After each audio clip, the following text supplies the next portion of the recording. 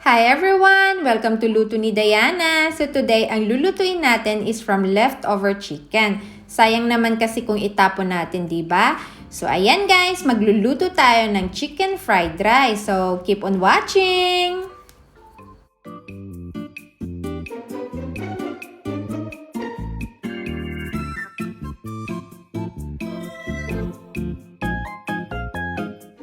So, ayan guys, meron tayo ditong natirang manok kahapon.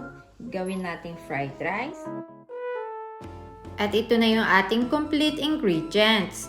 Meron tayo ditong garlic and spring onions. Yung spring onions, yung nasa dulo ba? Yung malapit sa may ugat, yung nilagay ko. And then yung the rest is i-sprinkle natin mamaya on top. And then meron tayo ditong tumeric and black pepper. And then yung ating rice, yung soy sauce, yung carrots at yung corn, green peas, egg, and then yung chicken, chinap-chop ko. Chinap-chop. So funny yung words. Kaya, ayan, umpisahan na natin yung pagluto.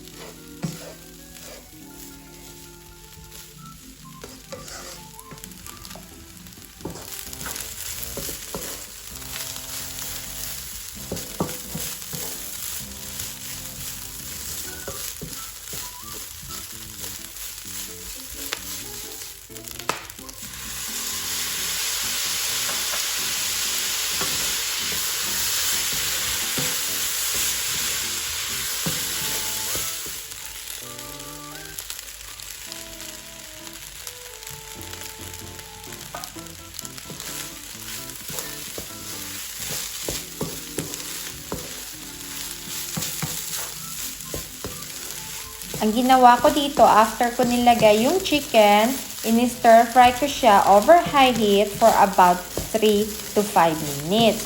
For best result, continue lang natin yung pag-i-stir at pag-i-stir.